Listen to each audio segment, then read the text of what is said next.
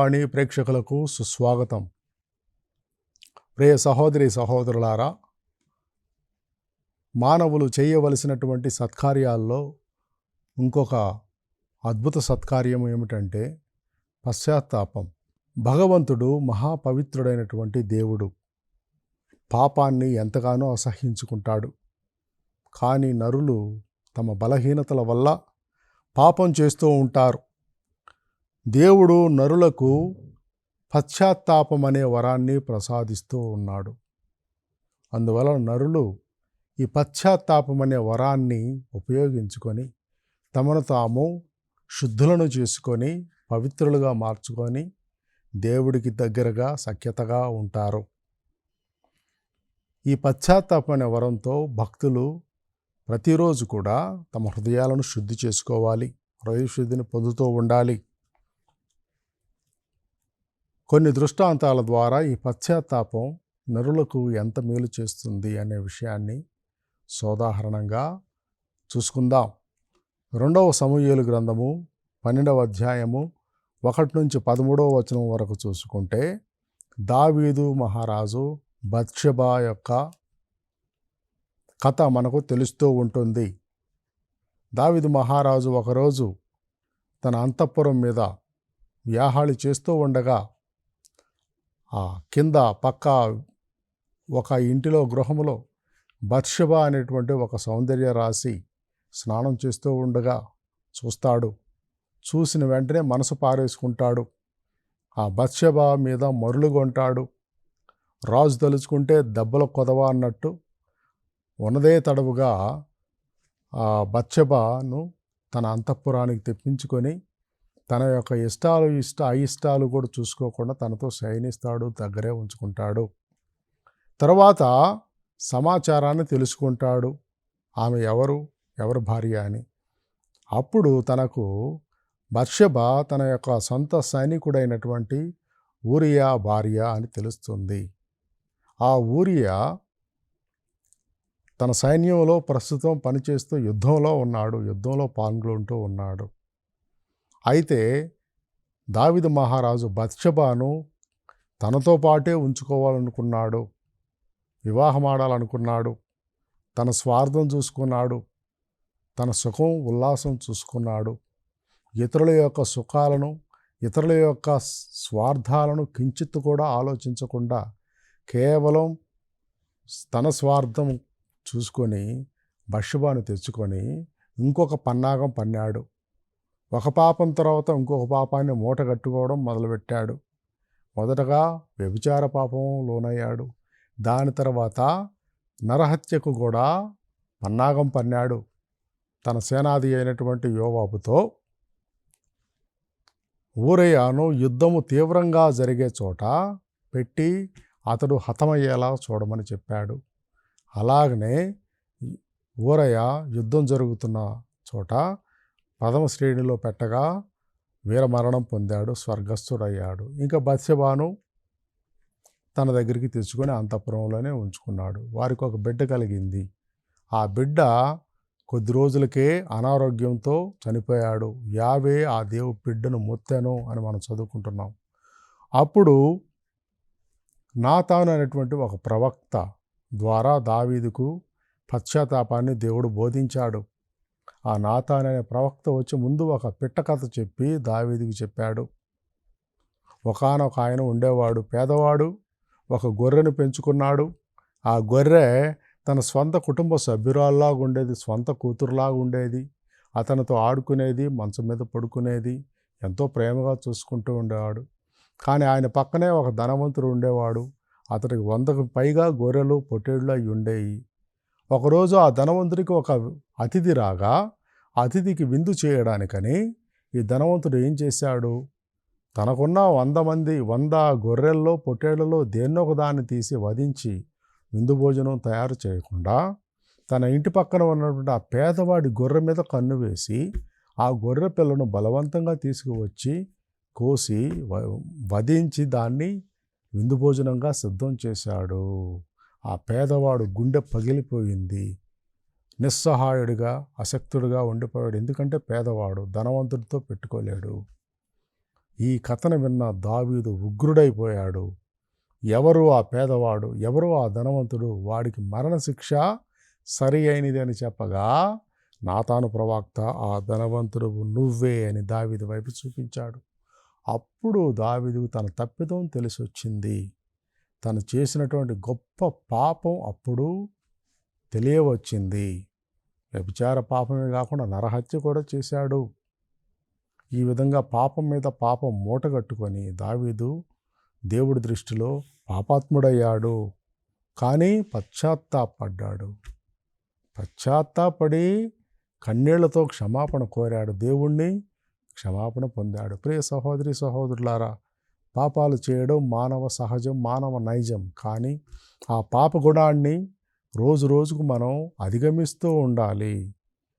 ఏమన్నా పాపాలు చేసినట్లుగైతే ఆ పాపాలని పశ్చాత్తాపం అనేటువంటి ఒక వరంతో మనం ప్రక్షాళన చేసుకుంటూ ఉండాలి. ప్రియ సహోదరి సహోదరులారా, దైవరాజ్యం సమీపంలో ఉంది, పశ్చాత్తాపపడండి అని బప్తిస్మ యోహాను బోధించాడు ప్రజలకు. క్రీస్తు కూడా బోధించాడు. దైవరాజ్యం సమీపంలో ఉంది అంటే మీరు దేవుణ్ణి కలుసుకునే తరుణం త్వరలో ఉంది. కాబట్టి మీరు సిద్ధపడాలి. మీ హృదయాలని శుద్ధిగా ఉంచుకోండి, పశ్చాత్తాపడండి. మీరు జీవిస్తున్న పాప జీవితం గురించి పశ్చాత్తాపడి దేవుని చెంతకు రండి అని యోహాను మరియు ప్రభువు కూడా బోధించారు. లూకాసు వార్త 13వ అధ్యాయము వచనములు 6 నుండి 9 వరకు చూసుకుంటే, కాపు కాయని అంజూరపు చెట్టు ఎలా శాపానికి గురవుతుందో చూస్తూ ఉన్నాము. ఒక యజమానుడున్నాడు. ఒక అంజూరపు చెట్టు చాలా ఏళ్ల నుండి కాపు కాయట్లేదు, ఫలాన్ని ఇవ్వటం లేదు. యజమానుడు దాన్ని చూసి, ఈ చెట్టు భూమికి భారంగా ఉంది, ఫలం ఇయ్యనటువంటి ఈ చెట్టును కూకటి వేళ్లతో పెకలించి వేయము, నరికివేయము అని తన తోటమాలికి చెప్పాడు. కానీ ఆ తోటమాలి, అయ్యా కొంచెం సమయం ఇవ్వండి, గడువు ఇవ్వండి, ఈ చెట్టుకు కావలసిన సపర్యలు అన్నీ చేస్తాను, చుట్టూ త్రవ్వుతాను, ఎరువు వేస్తాను, నీళ్లు పెడతాను, కొద్ది కాలం చూసి అది ఇంకా ఫలించని పక్షంలో దీనిని సమూలంగా నరికివేస్తాను అని విన్నవించుకున్నాడు. ఆ యజమానుడు కూడా సరే అని ఒప్పుకున్నాడు. యజమానుడు తండ్రి దేవుడైతే ఆ తోటమాలి క్రీస్తు ప్రభువే. ఆ చెట్ల రూపంలో మనం ఉన్నాం.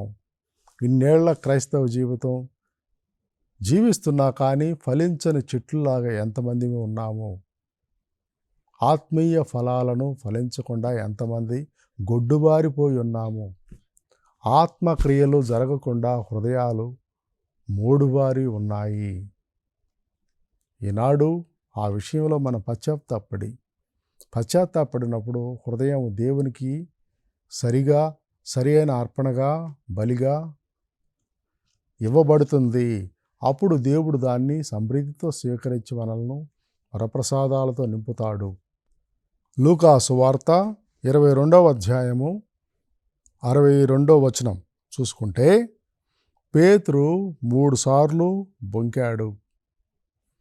పేతురు ప్రతి క్రైస్తవుడికి ఆదర్శం. ఏ విధంగా ఆదర్శం అంటే, విశ్వాసం లేనితనానికి, అధైర్యపడటానికి, ప్రతిదానికి కోపపడటానికి, ప్రతిదానికి సంశయించడానికి, తొందరపాటుతనం, తర్వాత వెంటనే పశ్చాత్తాపం, దేవుడి పట్ల అపరిమితమైన ప్రేమ, ఈ విధంగా చెప్పుకుంటూ వెళ్ళొచ్చు.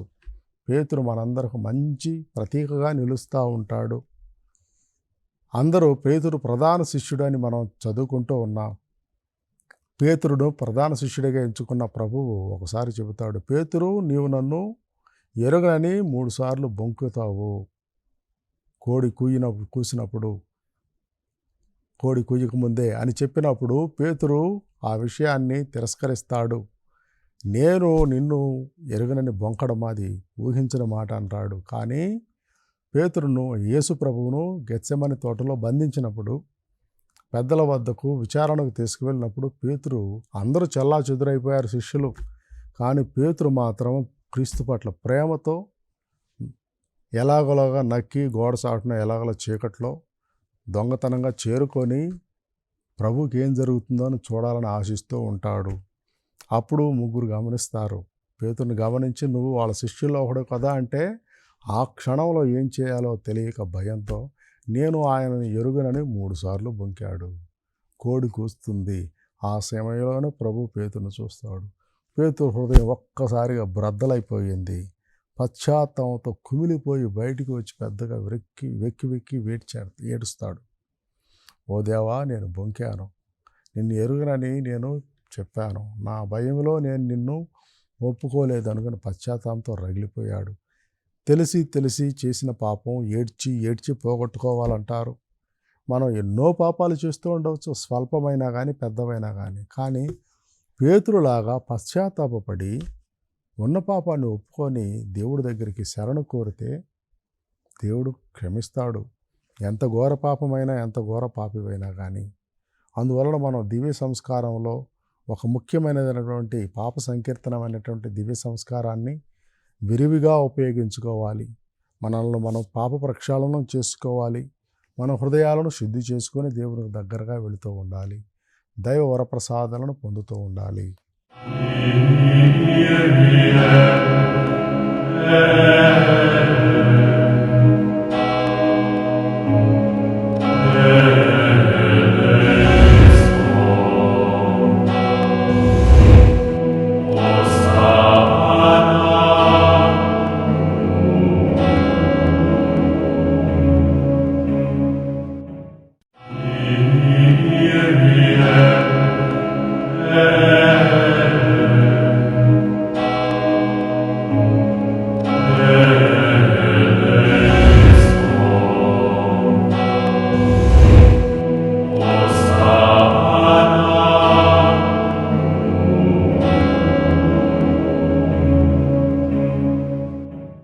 లూకా సువార్త 18వ అధ్యాయం 13వ వచనంలో చూసుకుంటే, ఒక పరిసయ్యుడు సుంకరి ప్రార్థన గురించి చూస్తూ ఉంటాము.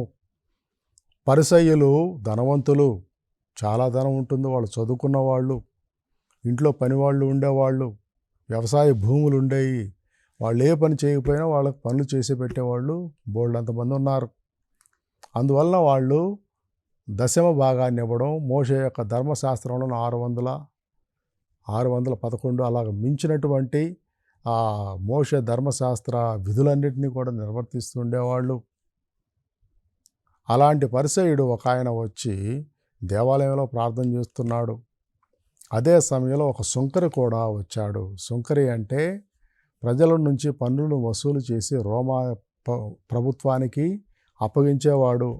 అందువల్ల వీళ్ళు ద్వేషాన్ని ఎదుర్కొనేవాళ్ళు, యూద ప్రజల నుంచి ద్వేషాన్ని ఎదుర్కొనేవాళ్ళు, వాళ్ళని పాపులుగా చూపించేవాళ్ళు, పాపులుగా ఎంచబడేవాళ్ళు. అలాంటి సుంకరు కూడా దేవాలయానికి ప్రార్థనకు వచ్చాడు. పరిసయ్యుడు దేవాలయంలోకి వెళ్ళి చేతులు చాచి ప్రార్థిస్తున్నాడు.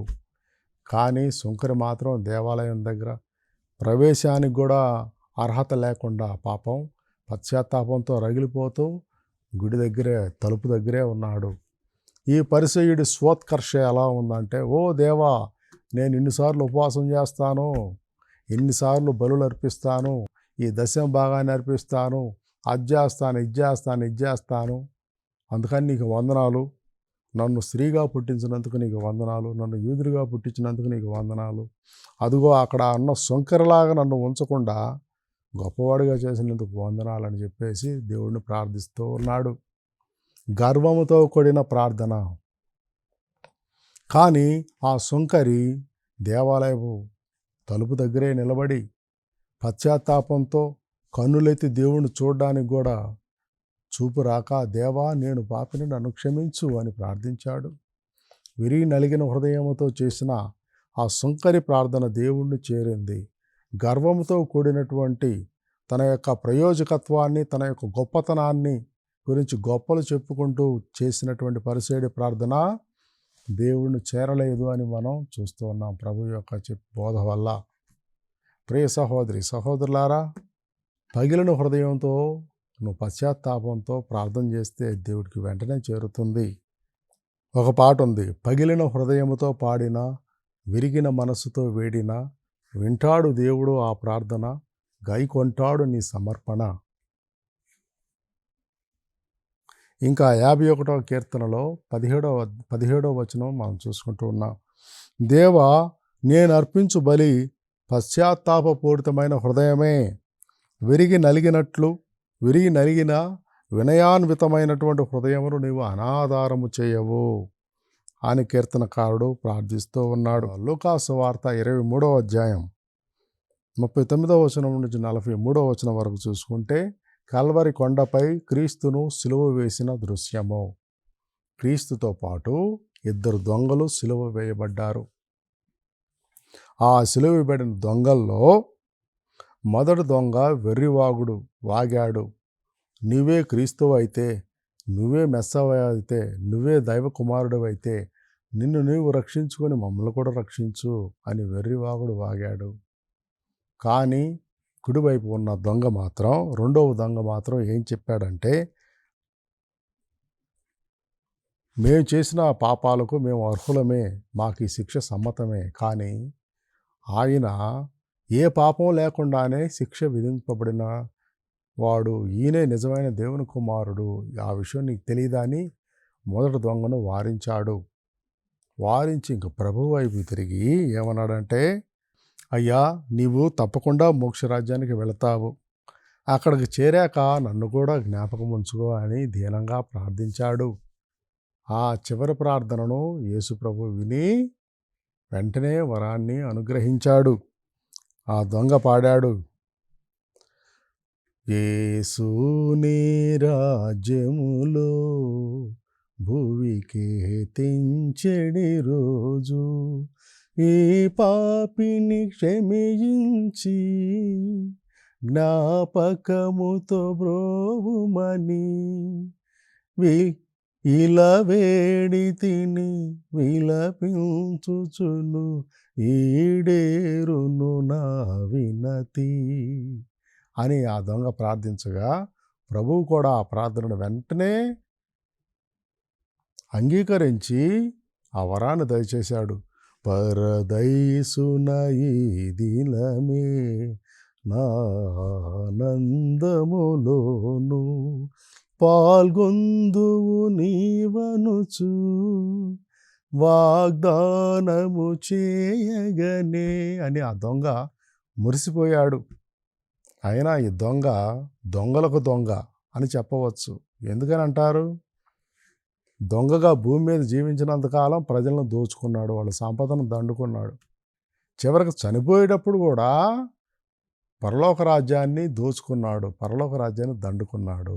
అందువలన ఈయన దొంగలకు దొంగ అని మనం బల్లగుద్ది మరీ చెప్పవచ్చు. ప్రియ సహోదరి సహోదరులారా, ఇంకా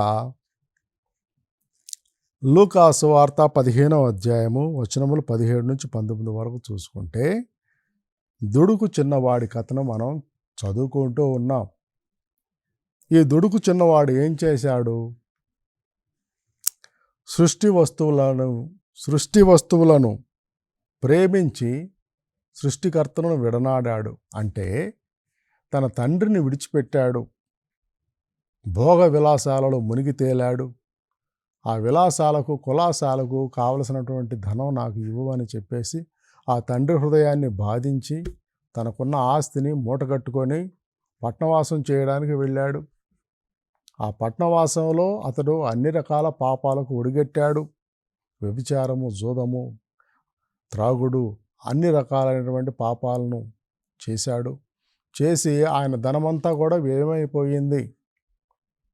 కూర్చొని తింటే కొండలైనా కరిగిపోతాయి అన్నట్టు తన ధనాన్నంతా కూడా వృధాగా వ్యయం చేసుకున్నాడు. చివరకు తినడానికి తిండి లేక పందులు గాచే ఒక పనిలో చేరాడు. చివరకు పందుల తవుడు కూడా, పందుల తిండి కూడా తనకు దొరకలేదని బాధపడ్డాడు. ఒక్కసారిగా ఇంటి దగ్గర తండ్రి గుర్తుకొచ్చాడు. నా తండ్రి ఇంటిలో ఎందరూ చక్కగా ఆకలి తీర్చుకుంటూ సంతోషంగా ఉన్నారే, నేను ఇక్కడ ఇంత అభాగ్యుడిగా ఇలా ఉన్నాను, నేనంత పాపాత్ముణ్ణి, నేనంత హీనుణ్ణి అని చెప్పేసి పశ్చాత్తాపడి తిరిగి వెళ్ళి తండ్రి దగ్గరికి వెళ్ళి క్షమాపణ కోరుకుంటాను అని మనసు మారి తిరిగి తండ్రి దగ్గరికి వచ్చి క్షమాపణ కోరుకున్నాడు. తండ్రి, దయచేసి నన్ను నీ సేవకుల్లో ఒకరిగా ఉంచండి, నీ కుమారుడిగా ఉండటానికి నేను తగను అని ప్రార్థించాడు. తండ్రి అవేం పట్టించుకోకుండా కుమారుణ్ణి తిరిగి కౌగిలించుకొని తన యొక్క కుమారుడి స్థాయిని స్థానాన్ని తిరిగి అతనికి దయచేశాడు. ప్రియ సహోదరి సహోదరులారా, మనం చేసిన పాపాలు మనం ఏం చేస్తూ ఉంటామంటే సృష్టి వస్తువులను ప్రేమించి సృష్టికర్తను విడిచిపెడుతూ ఉన్నాము. పునీత అగస్టిన్ గారు కూడా అంటారు, ఓ దేవా, నీవు నాలోనే ఉన్నావు, కానీ నేను బయటంతా తిరిగాను, ఈ సృష్టిలోని అందాలను పొందాలనుకున్నాను, కానీ నాది ఎంత పిచ్చితనం, ఎంత గుడ్డితనం, నిన్ను ఎంత ఆలస్యంగా తెలుసుకున్నాను, ఎంత ఆలస్యంగా ప్రేమించానని అగస్టిన్ గారు మారు మనసు పొందిన తర్వాత వాపోతూ ఉండేవాడు. కానీ పెద్ద కుమారుడు తండ్రితో అంతకాలం ఉన్నా తండ్రికి హృదయానికి, పెద్ద కుమారుడు హృదయానికి చాలా దూరం ఉందని తర్వాత మనం తెలుసుకుంటూ ఉంటాం. ప్రియ సహోదరి సహోదరులారా, లూకా 19వ అధ్యాయము 1 నుంచి 10వ వచనం చూసుకుంటే సుంకరి జక్కయ్య కథను వింటూ ఉన్నాము. సుంకరి జక్కయ్య ఎన్నో పాపాలను మూటగట్టుకున్నాడు, ధనవంతుడు, ఇతరుల చేత ద్వేషింపబడ్డవాడు. కానీ యేసుప్రభు ఎప్పుడైతే జక్కయ్య నేను మీ ఇంటికి వస్తాను అన్నప్పుడు మనసు మారిపోయి, ఓ దేవా, ఇప్పటిదాకా నేను మోసం చేసిన వాళ్లకు 4 ఇంతలుగా ఇస్తాను అని సాదరంగా ఇంటికి తీసుకెళ్ళినప్పుడు నేడు నిజంగా ఈ ఇంటికి రక్షణ వచ్చిందని యేసుప్రభు చెప్పాడు. ఎప్పుడైతే జక్కయ్య పశ్చాత్తాపడి పాపాలను ఒప్పుకున్నాడో ఆ ఇంటికి రక్షణ వచ్చింది. ప్రేమనుడి సహోదరి సహోదరులారా, ఇంకా యెహెజ్కేలు 23వ అధ్యాయం 11వ వచనం చూసుకుంటే, పాపి మరణించటం వల్ల నాకు సంతోషం కలగదు, అతను మనసు మార్చుకొని బ్రతకడం వల్ల నాకు సంతోషం కలుగును అని దేవుడు చెబుతున్నాడు. ఇంకా కీర్తన 51వ అధ్యాయంలో 10 నుంచి 11వ వచనంలో, దేవా, నాలో నిర్మల హృదయాన్ని సృజింపుము, నూతనమును స్థిరమైన మనస్సును నాలో నెలకొల్పుము, నన్ను నీ సన్నిధి నుండి గెంటివేయకము, నీ పరిశుద్ధాత్మను నాలో నుండి తీసివేయకము అని గుండెలు పగిలేలా ప్రార్థించాడు. ఈనాడు పశ్చాత్తాపం అనేటువంటి సత్కార్యాన్ని మనం ఉపయోగించుకొని దైవవర ప్రసాదంతో మనల్ని మనం ప్రక్షాళనం చేసుకొని దేవుడికి ప్రియబిడ్డలుగా మళ్ళీ ఆ స్థానాన్ని పొందడానికి మనం అనుదినం ప్రయత్నించాలని వేడుకొందాం. పితా, పుత్ర, పవిత్రాత్మ నామమున ఆమెన్.